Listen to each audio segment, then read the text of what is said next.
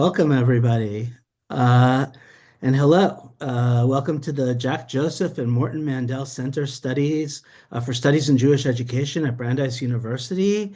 I'm Jonathan Krasner. I'm a core faculty member at the Mandel Center, and I'm delighted to welcome you to this ongoing series of conversations with scholars in Jewish education. We've created this series as a way to share scholarship in the field of Jewish education with a broad audience of educators and Jewish leaders. At the Mandel Center, we're committed to developing and promoting scholarship in Jewish education, especially scholarship on teaching and learning, in order to make a deep and lasting difference on the lives of learners and the vibrancy of the Jewish community. That's our mission. Today, and our other events help us to serve that mission by getting important ideas out to the world. We encourage you to take a look at the Mandel Center events page to see the rest of our upcoming events. We're delighted to see so many of you joining us live, and we hope to be able to take some of your questions as we go. So feel free to post those questions using the Q&A button at the bottom of the screen. That's really important. Use the Q&A button, not the chat. We are also recording today's session, and we'll make recordings available afterwards on our website for those who couldn't join us live today. But the recording will only capture the presenters and not the audience. Our guest today is Jenny Small. Jenny is the Assistant Director of the Mandel Center. Jenny is a scholarly expert on college students' religious identities. And in fact, she developed critical religious theory pluralism, which maybe she'll have an opportunity to tell us a little bit about. But we're focusing primarily on her recent article on Jewish fraternities and sororities as identity-building organizations and as bulwarks against anti-Semitism. Jenny, it's great to see you. It's great to be here on the other side of the camera. Usually I'm on the background tech duty for these webinars. Yeah, absolutely. Great to put the spotlight on your work for a change. So let's start with the backstory of your article. Your article is entitled Jewish Fraternities and Sororities as Sites of Campus Belonging, Community, and Resistance to Anti-Semitism. It was just published. It's open access, so people can find it online, and I encourage everybody to do that. And in fact, I believe that we just put a link to it in the chat, so people can download it and read it when we're done with our discussion. So how did you decide that you wanted to write about Jewish Greek life? So sometimes, as you know, when we're doing research, we come up with ideas on our own, things that we're excited about, and we decide to dig into them as research projects. And that is not at all what happened in this case. In this case, I actually heard about a study that was being proposed by the Piazza Center for Fraternity and Sorority Research at Penn State University. They were working with a collaboration of 5 national Jewish fraternity and sorority organizations and a few other stakeholders who were interested in studying their students. They had all these decades of personal experience and the knowledge that they generated in the field as educators and as organizers about the experience that the Jewish students had in these chapters in terms of identity development and how these were spaces where students could belong and feel safe and comfortable. But they were looking for some empirical evidence to back up their many decades of experience in the field. So they put together a study and put out a call for someone who had experience researching college students, Jewish college students in particular, and I answered the call and joined the team. I want to make sure to give a shout out to my research collaborator, Dr. Pietro Sasso, who's a faculty member at Delaware State University. He is an expert on fraternities and sororities, which I knew absolutely nothing about other than maybe what you hear in the media, which is not a fair representation, or just from people who I know who have been in chapters. So we put together my experience researching college students' religious identities and his experience researching fraternities and sororities. And that's how we launched this study together. Great. So tell us a little bit about your methodology. Great. So the study actually has 3 major phases. And what we're talking about today is the first phase, where we interviewed fraternity and sorority life educators on college campuses. I'll just say that the second phase is directly with students. We're in the middle of analysis now, and then the third phase will be with alumni. But so we're talking today about educators on college campuses. These are typically student affairs professionals, someone who got a master's degree in student affairs or higher education, typically a lot of personal experience in the fraternity and sorority world. These are not necessarily what we usually talk about on this webinar series, which is, quote, Jewish educators. In fact, we interviewed 19 participants. Only 4 of the participants were Jewish, and they just happened to be Jewish. We didn't seek out Jewish subjects for the study. What we did was seek out people who work on college campuses with one or more of the 5 traditionally Jewish fraternities and sororities that are part of the study. So already, this is focusing in on a microcosm of Jewish student life, because these are not tiny campuses where there might be 5 Jews, or giant campuses where there might only be 5 Jews. These are campuses that have enough of a Jewish population to sustain at least one Jewish fraternity or sorority chapter. And we reached out to the fraternity and sorority life professionals on these campuses and interviewed them about their experience working with the chapters and what they know about Jewish students, their identity development, and their experience in these groups over time. I want to make sure to point out that we launched the study in the summer of 2023. You can see how long it takes to go from launching the study to doing the data collection and the analysis and getting it all the way to publication. It's a little over a year and a half. We started interviewing these subjects in the summer of 2023. Almost all of them we interviewed before October 7th, and then a few happened to be scheduled afterward. So people should probably keep that somewhat in their frame of mind when they think about what we're talking about today. Great. So you mentioned historically Jewish fraternities and sororities. Yeah. So I think before we go any further, why don't you unpack that a little bit? Are all of what we think of as Jewish fraternities and sororities alike, or are they different? They're definitely different. I will say that this is a very old phenomenon that we're talking about. Zeta Beta Tau, ZBT, was the first fraternity, or sorority for that matter, but first fraternity founded to be a Jewish fraternity. It was founded in 1898. So this is not new. They've been around for a long time, and they have ebbed and flowed over the years. There was a long period where Jewish college students were not allowed to participate in mainstream chapters.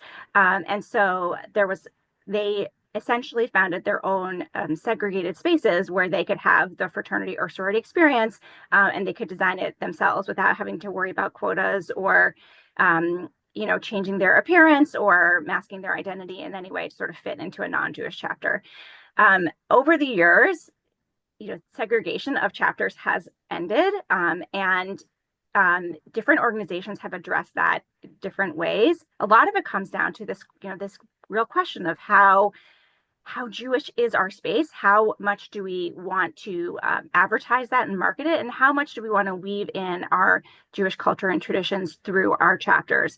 And so I'll probably use a lot of shorthand today when I talk about it, but some organizations say they're traditionally Jewish or a Jewish heritage organization, and some still say, yes, we are a Jewish fraternity. And there's a range, and also some of that comes out in the actual data that we'll talk about in a few minutes. So just to be clear, if I'm choosing, let's say, between AEPI and SAMI or ZBT, Yep. am I going to have I mean, of course, I'm going to have a different experience because there'll be different students and, all of that. But is the Judaism aspect of it going to be different depending on which fraternity or sorority that I rush?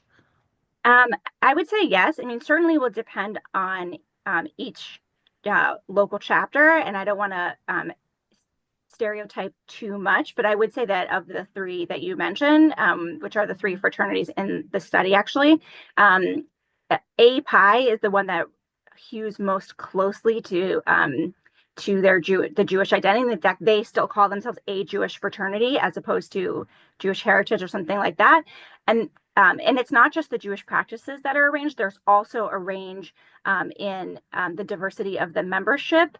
We're going to talk. I will talk a bit about recruitment when I talk about the findings, but there's a question of how hard do we push? How hard do the students push to recruit other Jews or to diversify their population? It's actually a big question that each individual chapter wrestles with. So if you are let's say you are a parent of a college student or an incoming college student who's thinking about going into a fraternity, you really need to look at the chapters available on your campus and see, how they express their Jewish culture in that chapter. Yeah. I mean, I was really surprised when we were talking before we got on about these different fraternities and sororities because I didn't go to a university that really had a strong Greek presence. And from what you were telling me, it sounds like some families have really strong commitments to particular fraternities and sororities. You want to talk about that a little bit? Yeah, well, that actually, you're leading me into some of the findings. So if you don't mind, I'll just jump right Well, there. then, yeah. Well, before we get to the findings, then why don't you Oh, just tell us about the argument if we're gonna do that? Because I think it's probably easier for people to follow if we start with the argument and then we get to the findings. great. So we interviewed these 19 fraternity and sorority life professionals about their perspectives on the Jewish chapters on their campuses. So we didn't go in and study, we didn't observe the actual chapters in practice. And at this moment in time in the larger study, we hadn't talked to any students yet. So this is the professionals' impression of the chapters and also their representation of how they work with these chapters. And the main thing that I talk about in the paper that was linked in the chat, the one that just came out this week, is that there is we found a very gendered story around the fraternities and the sororities, and maybe that's not surprising given that this is a system that was established on the gender binary and splitting the two genders apart into their own groups, but we really looked at all these questions of the expression of Jewish identity within the chapters and how the students dealt with it within the larger framework of campuses that are not majority Jewish. And so what we really found was that there was quite a stark difference in how the fraternities addressed and expressed the Jewishness of their chapters versus how the sororities did. So the professionals, in their view, they found that the fraternities weren't super committed to expressing their Jewishness, or at least to sort through the complexity of what it meant to be a Jewish space. They were very interested in public expressions of Jewish life. So something like um, reading the names of Holocaust victims on Yom HaShoah outside the fraternity house, out loud, essentially, next to a public street, or hosting a Hanukkah party for anyone to attend in their fraternity house. So they engaged in these very visible expressions of Jewishness, but they didn't overtly sort of wrestle with the complexity of what does it mean to be Jewish. They were just doing the things that they were doing. And the professionals often said, sometimes I had to ask them, do you want to advertise that you're a Jewish chapter, or how many Jewish young men do you want to recruit this season? And they a lot of times the fraternity members would say like, oh, we don't really know. We're not really thinking about that. Doesn't matter. Um, Interestingly, because they were so visible with many of their expressions or outer expressions of Judaism, uh, the the professionals really saw that when anti-Semitism happened, and again, this is mostly reporting on before October 7th, it happened a lot in fraternity spaces. So they would host a party and they would find anti-Semitic graffiti in their fraternity house bathroom, or somebody would egg their house, or um, drive by them and yell slurs out the window, kind of thing.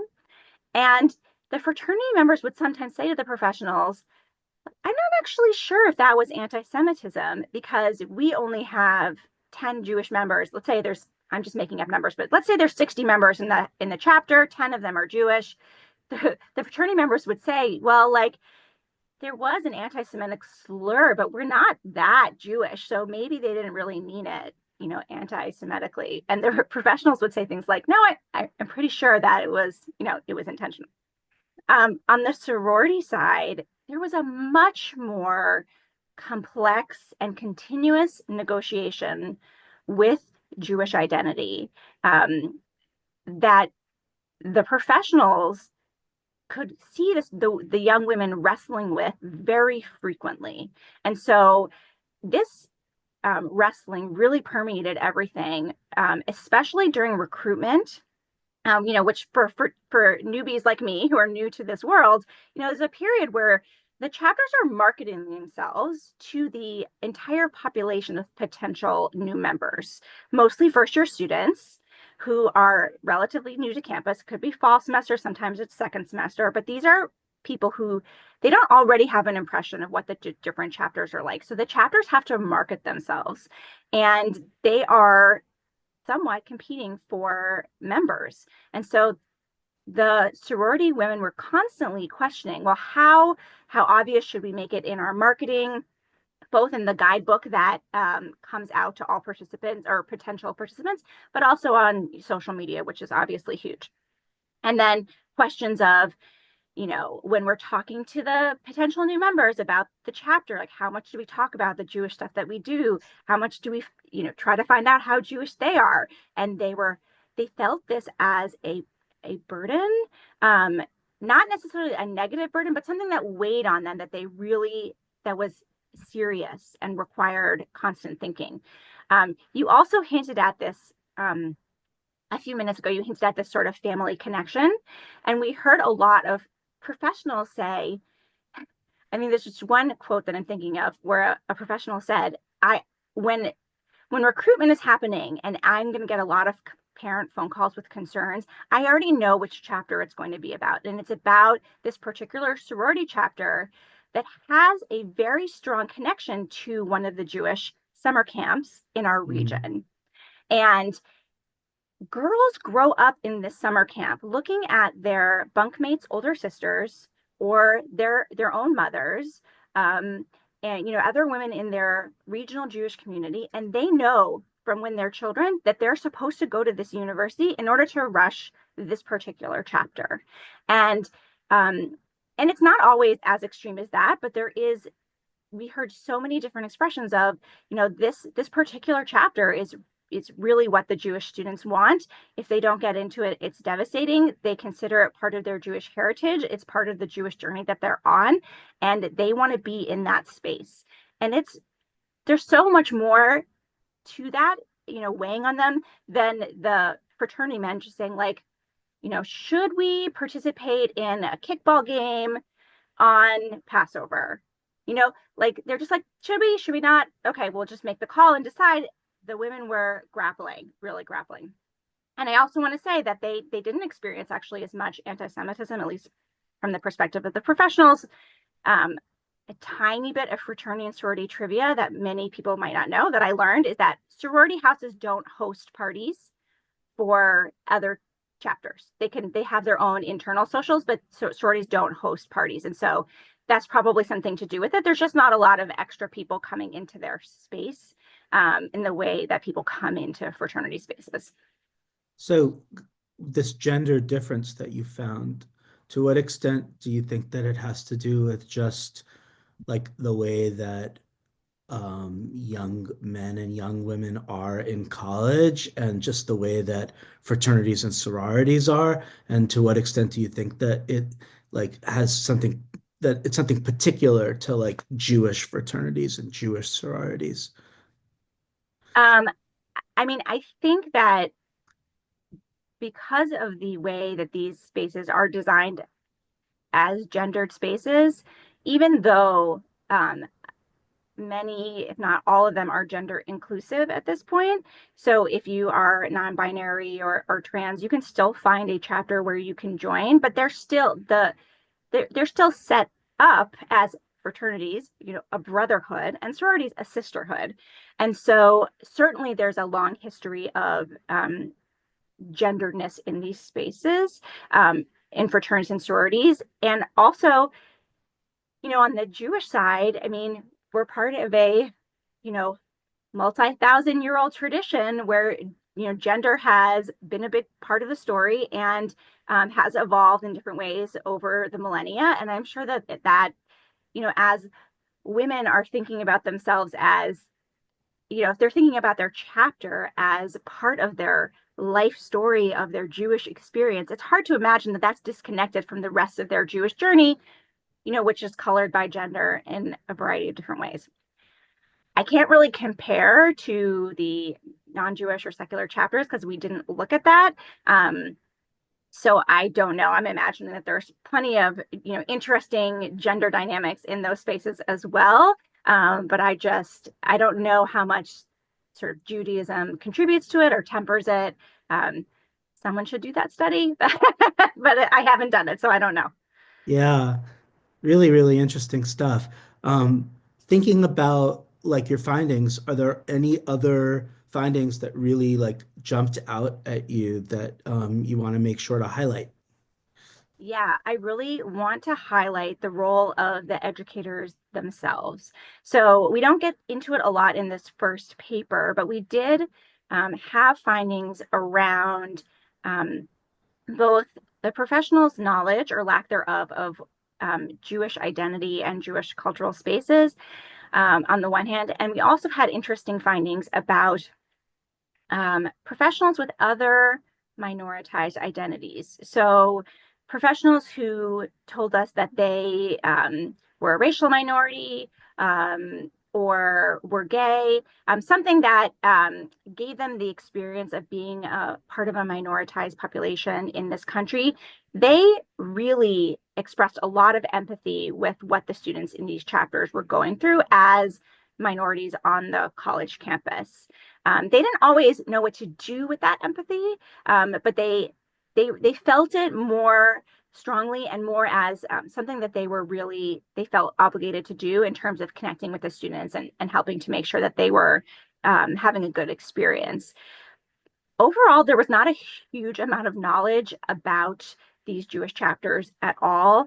Um, these professionals cover many, many chapters on their campuses. And it depends on how big their office is, but sometimes they might work with every single fraternity and sorority on their campus. Maybe they'll have if there's a bigger office, they might have a slice of 8 or 10. And so, if they're working with API, it's just one of their chapters. And some of them might be the traditional mainstream secular chapters or Christian coded chapters. Some of them might be traditionally African American chapter.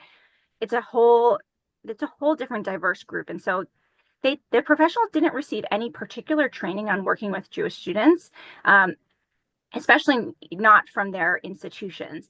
There's always the option of working within national organizations, and some of the professionals had taken advantage of that, and some did not. I will say that we heard a lot in our summer and early fall 2023 interviews. We heard a lot of people saying, look, I don't know that much about Judaism. Okay, excluding the 4 participants who were Jewish, but the other 15 people saying, I don't know a lot about Judaism. And so, but there was one Jewish person in my master's cohort. So if I have a question about, why won't students come to a recruitment event on Yom Kippur, I just call my friend from grad school and they explain it to me. And then I know. And so, or they say, well, once a year I have coffee with the Hillel director and they remind me of sort of the things that I'm supposed to do to support the Jewish students. And when I was collecting the data over the summer, I thought, well, that's not great, but at least they have, it's not very structured or systematic, but at least they have somebody that they can reach out to. As soon as October 7th happened, and I'm still hearing people say, well, I just called the Hillel director when I have a question, I thought, well, actually, that's really not great because we have these Hillel and also Chabad professionals and educators on campus who are really, really burdened with this extremely urgent situation, mental health crisis, students who are worried about family members who are in mourning over what's going on. They don't really need some other educator on the college campus calling up and being like, hey, what is Sukkot? And can I have an event on Sukkot or can I not have an event on Sukkot? Is that allowed? So, um, we started to really think, okay, we need to be pushing the field, the student affairs field, to make sure that these educators are getting training and there's things that they can show up and sign up to do rather than leaning on the Jewish professionals who are already extremely burdened right now. Yeah, yeah. So quick lightning round. Okay. We're almost out of time, so let's make it really quick. Okay. Do fraternities and sororities that are historically Jewish have hazing? One of the questions that we had. Yes. Okay. And do they have Shabbat dinners? Somebody else wanted to know. Yes. A lot of times they will host a Shabbat dinner at Hillel or Chabad or in relationship with them. Sometimes they might do it in their chapters, but a lot of times they have great relationships with those Jewish spaces and they sort of outsource hosting to them. But they will go, the students will attend together. Great. So always our final question, and I'm wondering maybe if we can also think about this in relationship to October 7th and the post-October 7th environment. What's the big takeaway, or why should we care? And like, what does this teach us? Like, so yeah, go for it. Yeah. So a 30-second preview of findings from our student study is that because all of that data collection happened after October 7th, we were able to ask students about anti-Semitism and other anti-Jewish sort of microaggressions or just feelings of discomfort on their campuses. And we heard a lot about yes, bad things have been happening, but the fraternity and sorority chapters are really spaces where the students are essentially able to go home, even if they don't live in the house, go home and be away from all of the, tumult and difficulty on campus. So I know the phrase safe space is kind of controversial right now, but these were spaces where students felt safe. They were comfortable. They didn't have to constantly explain their perspectives on Israel. That's not to say that every student in a Jewish fraternity and sorority has the same perspective on Israel because they do not. Just as the rest of the Jewish world has a diversity of opinions, so do these students. But when they're in these spaces, they could at least know that they were not going to be attacked. And even more so, they had peers around them, as well as that includes the non-Jewish members of their chapters who were there in support of them and as allies. The non-Jewish students did not understand really on the same visceral level, what the Jewish students were experiencing in the post-October 7th world, but they were showing up anyway for their sisters and brothers, which is really beautiful.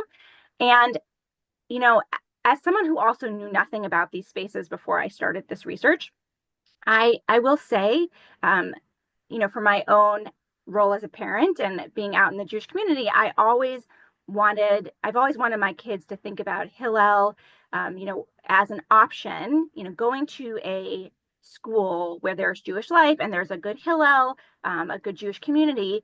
I never thought about encouraging, my kids or other students that I've worked with, to seek out a fraternity or sorority. But what I've learned is that these are really important spaces for so many students and really give them this sense of Jewish community in the college years. And it's not just having Jewish friends, although having Jewish friends is great and there's a lot of good outcomes associated with that. But these spaces are giving students more than just Jewish friends, but really a Jewish community to belong to go to Shabbat dinner with, to escape from the craziness on campus with. And so for me, a big takeaway is, these are positive Jewish communal spaces that we could encourage more of our high school students to consider as they're moving into their college years.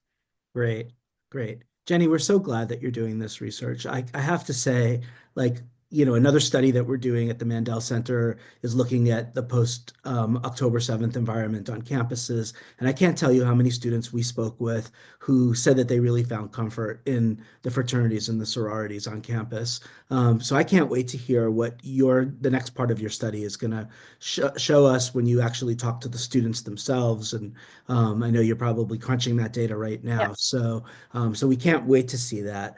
And we're out of time. But I want to thank everybody for joining us. I want to encourage you all to check out the Mandel Center events page to see videos of our prior events. Head over to our podcast page to subscribe to our podcast feed. And you can also see what our offerings are for the rest of the academic year. So take care, everyone, and have a great day.